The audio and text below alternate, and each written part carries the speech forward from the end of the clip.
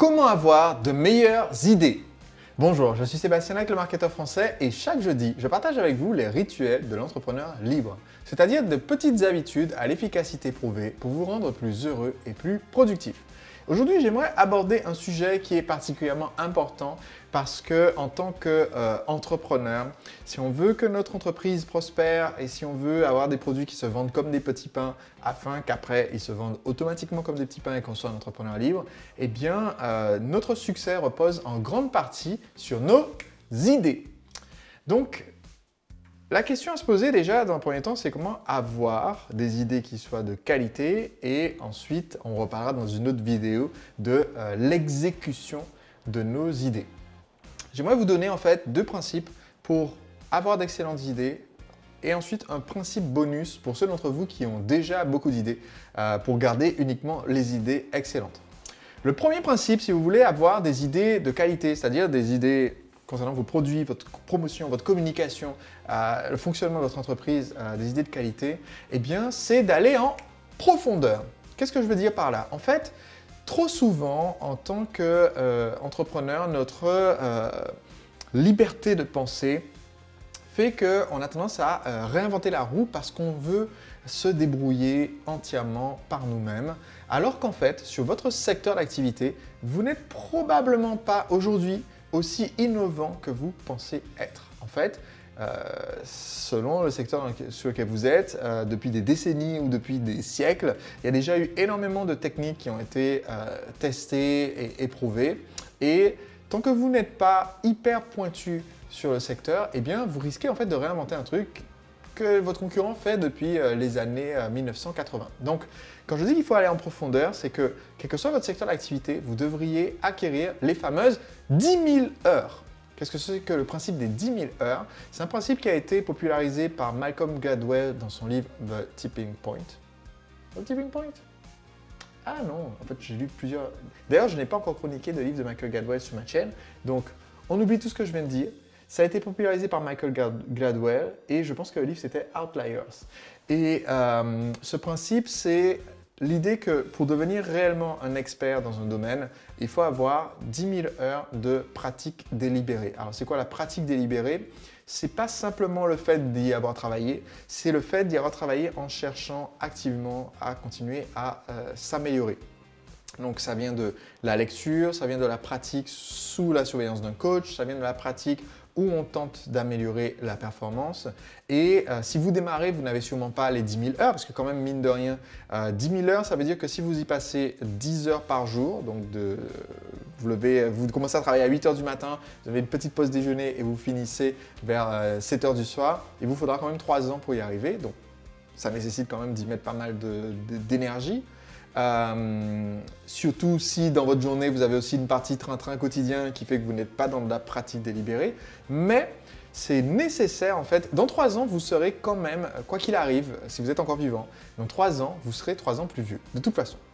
Donc autant être 3 ans plus vieux et être devenu un expert indiscutable de votre thématique en allant en profondeur, en lisant les livres de référence, en lisant les livres un peu moins connus de personnes qui ont eu des idées brillantes mais étaient nulles pour faire le marketing de leur bouquin, en vous formant, en allant à des conférences et en ayant suffisamment creusé le sujet pour qu'il soit indiscutable que vous ayez cette compétence. Ça va augmenter la qualité de vos idées dans votre cœur de métier.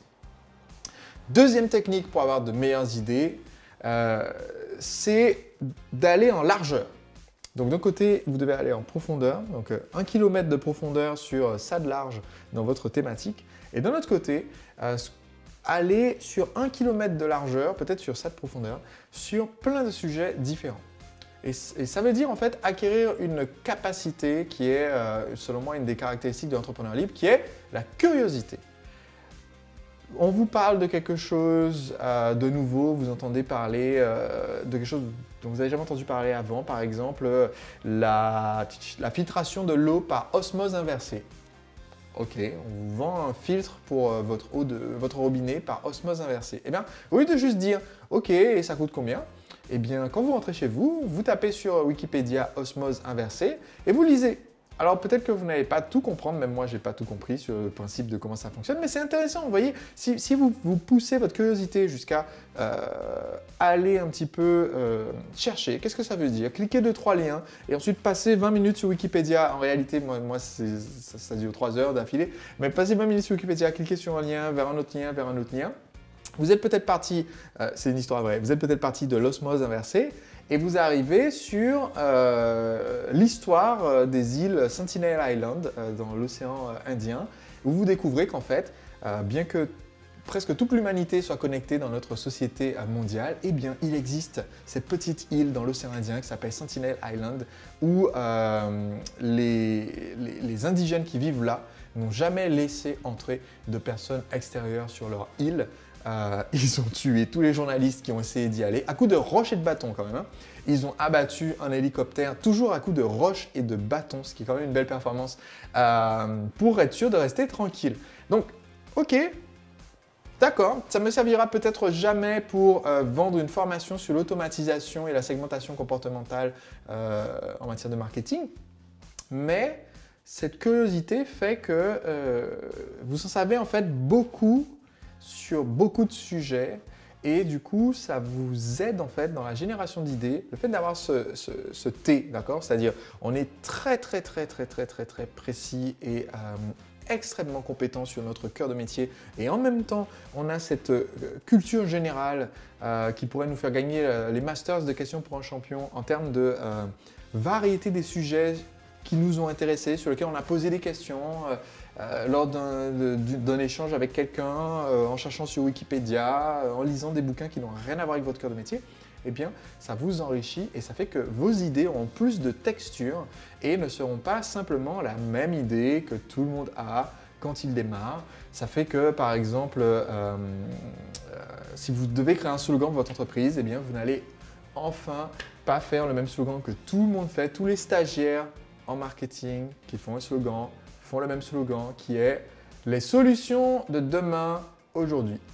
Donc ça, à l'heure où je vous parle, c'est sur le site de l'iPhone X, je pense que c'est leur slogan, ça doit être iPhone X, dites bonjour à demain ou le téléphone de demain, ok, bon. C'est le slogan d'une grande marque automobile qui dit voilà la voiture de demain aujourd'hui, ok super. C'est le slogan de la navette automatique de l'aéroport de Charles de Gaulle, le transport de demain aujourd'hui, ok. Voilà, si vous êtes nul, que vous ne savez rien et que vous débarquez et que vous êtes un nouveau, vous allez forcément penser à des phrases comme ça et c'est pas ce que je vous souhaite en fait. Parce que du coup, c'est très difficile de se démarquer quand on a des idées pourries. Et surtout quand on a la même idée pourrie que tout le monde a eu avant. Parce qu'elle a déjà été testée, elle a déjà fait un flop. Vous n'êtes pas au courant parce que vous n'êtes pas bien renseigné. Et vous allez faire le même flop que tout le monde. Donc, premier point, aller en profondeur. Deuxième point, aller en largeur. Troisième point, pour avoir des idées de meilleure qualité, eh bien, ça peut sembler paradoxal, mais c'est de filtrer vos idées. Parce que beaucoup des personnes qui regardent cette vidéo, vous êtes déjà quelqu'un de très créatif, vous avez plein d'idées, vous avez de l'ébullition tout le temps. Mais il faut le dire, le principe de Pareto qui dit que 20% de nos efforts amènent 80% des résultats, s'applique tout à fait en matière de notre génération d'idées. Et c'est même beaucoup plus extrême, c'est-à-dire que probablement 1% de vos idées vont amener 99% ou plus de vos résultats. Et je pense en particulier à deux de mes amis qui souffrent, selon moi, de ce syndrome. L'un d'entre eux qui, quand il a voulu démarrer son entreprise pendant peut-être 2 ou 3 ans, était en brainstorming constant sur de nouvelles idées. Et un jour, on s'est assis dans un bar et il a commencé à me raconter toutes ses idées. On va faire un plugin pour Chrome, on va faire une application Facebook, on va faire un jeu vidéo, on va faire un site de rencontre, on va faire ceci, on va faire cela. Et parmi toutes les idées, il y en avait une qui était une idée en or. Et toutes les autres, c'était des idées en bois. Et je lui ai dit, écoute, si tu consacres ton énergie juste sur cette idée-là, cette idée en or, là, ça va cartonner. Et c'est ce qu'il a fait. Et la première année, son entreprise a fait plus d'1 million d'euros de chiffre d'affaires. S'il avait fait toutes les autres idées, eh bien, elles auraient probablement fait 0. J'ai une autre amie où c'est dans sa vie personnelle et sa réflexion sur ce qu'elle veut faire comme investissement, etc., qu'elle part dans toutes les directions possibles et imaginables et avec des idées de caractère extrêmement variables. Et c'est bien en fait de générer énormément d'idées, mais c'est bien si vous avez soit un processus, soit une personne qui peut servir de ce que nos amis anglophones appellent une sounding board. Et une sounding board, mot à mot, c'est une planche à écho. Vous parlez à la planche et elle vous renvoie votre voix, d'accord? Et ça vous permet de réfléchir, même si la personne en face, elle ne peut pas vous aider à distinguer entre 3 idées de business, d'accord? Mais elle est juste là pour vous poser des questions, vous aider à approfondir et vous aider à affiner votre réflexion. Eh bien, si vous avez ça, ça vous aide énormément. J'ai fait une vidéo sur ma chaîne, dont je vous mettrai le lien dans la description de celle-ci, qui vous donne les 10 questions que je me pose avant de valider une idée. Les 10 questions que je me pose pour être sûr que je ne pars pas à l'ouest, que je vais que ça a du sens pour moi de me lancer dans un nouveau projet. Et pour moi, ce filtre, il est extrêmement important. Si vous n'avez pas vu ma vidéo de lundi, où je vous explique les 6 signes que vous avez une fausse bonne idée, je vous recommande également de la visionner dès maintenant parce que ça va vous aider à éviter de tomber dans le piège d'une idée pourrie à laquelle on devient trop attaché. On se retrouve jeudi prochain pour un autre rituel de l'entrepreneur libre. D'ici là, si vous n'êtes pas encore abonné pour recevoir mes vidéos, eh bien, sur cette même page, vous avez un lien qui vous permet de vous abonner. Comme ça, je vous envoie gratuitement les vidéos chaque jeudi. Et d'ici à jeudi prochain, si vous n'avez pas encore lu mon livre « Le secret des entrepreneurs libres », il se lit extrêmement rapidement. Ça a été conçu pour être lu en une après-midi et repartir surboosté pour appliquer ce système. Un système marketing pour fidéliser vos clients et que votre boîte puisse tourner 24 heures sur 24, 7 jours sur 7, même sans votre présence, même quand vous êtes en vacances, en croisière dans les Caraïbes. Tout est expliqué dans le livre et vous pouvez le tester gratuitement avec en plus des bonus en suivant l'offre spéciale dont le lien se trouve dans la description de cette même vidéo. Allez, on se retrouve la semaine prochaine. À très vite. D'entrepreneur libre, parler de suivre quelqu'un comme un gourou en matière de finances. Eh bien, tant qu'à se choisir une secte financière, autant se choisir une secte qui prêche